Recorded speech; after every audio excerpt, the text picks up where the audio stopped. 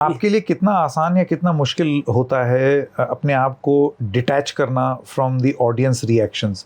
जैसे सपोज आपकी किसी बात पर ऑडियंस हंस दी, या फिर द वेरी इरिटेटिंग फैक्ट कि आप कुछ परफॉर्म कर रहे हैं, इतने में फोन की रिंगटोन बज गई, या कोई उठ के चला गया, या चहल पहल हो रही है, या आपस में लोग फुसफुसा रहे हैं, ये सब एक एक्टर को डिस्टर्ब करता होगा। वही इसी के लिए तो ये सीखना पड़ता है पब्लिक सॉलिट्यूड। हाँ। लेकिन वो जब फोन की घंटी बजती है वो टूट जाता है। मतलब फोन, आप आपस में लोग बात कर रहे हैं तो आप इग्नोर कर सकते हैं, बट फोन की घंटी आप कैसे इग्नोर करोगे? तो मुझे लगता है थिएटर की सबसे ज़्यादा जो ऑडियंस की इरिटेटिंग बात यही है कि 1000 बार कहने के बाद भी किसी ना किसी का फ़ोन बजता है।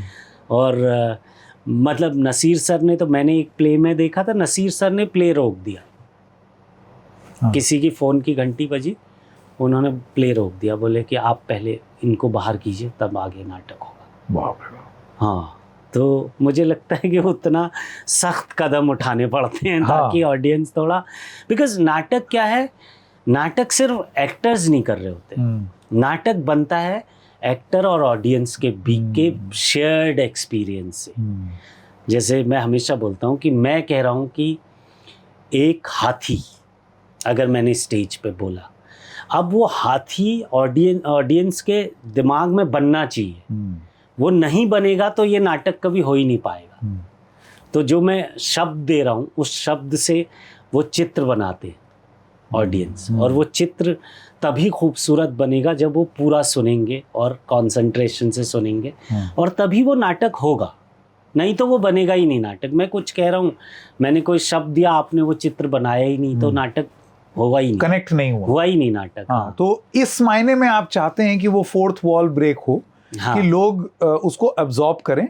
लेकिन कुछ कुछ प्लेज ऐसे हैं, आप कह रहे हैं, जिसमें आपको ऑडियंस के मौजूदगी को इग्नोर करना, तभी आप वो थिएटर कर सकते हैं, वरना वो हो नहीं पाएगा। बिल्कुल। आपको अगर मैं, जैसे कौमुदी एक नाटक है हमारा, उसमें ग्रीन रूम के सीन है, तो ग्रीन रूम मतलब एक छोटा सा ग्रीन रूम ही है, अगर मैं उसमें ऑडियंस देखने लगूंगा तो ये कभी ये सीन हो ही नहीं पाएगा। तो हमको वो भूलना पड़ेगा कि यहाँ कोई है, यहाँ पे एक वॉल है।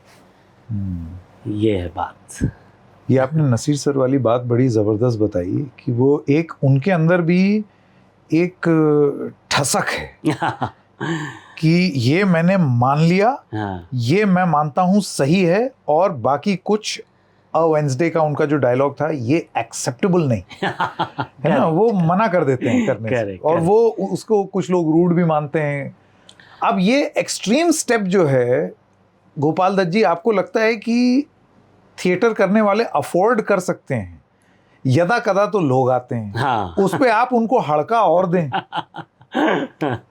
नहीं, देखिए बात यह है कि अगर आप नहीं कर सकते, क्योंकि हम तो शुरू में ही कह रहे हैं आपसे कि फ़ोन आप साइलेंट पे कर लीजिए, अगर आप नहीं कर सकते तो फिर आप मत देखिए नाटक।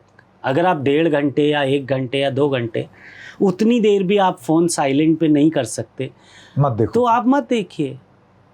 या आप साइलेंट पे रख के देख के आप बाहर जा सकते हैं ना, हाँ, हल्के से, हाँ, आप घंटी ना बजे। क्योंकि देखिए एक्टर जो है ना, वो एक पूरा वर्ल्ड क्रिएट कर रहा है आपके सामने, बहुत खूब, और आप अपनी 1 घंटी से वो तोड़ देते हैं।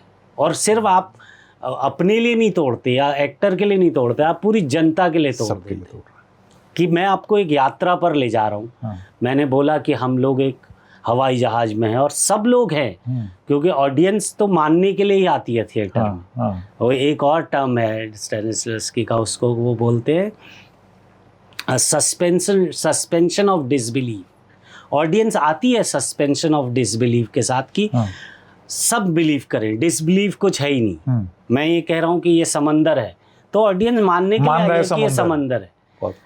तो आप वो ब्रेक कर रहे हो अपनी 1 घंटी की वजह से। तो और सिर्फ मेरे लिए नहीं कर रहे हो, आप पूरे ऑडिटोरियम के लिए कर रहे हो।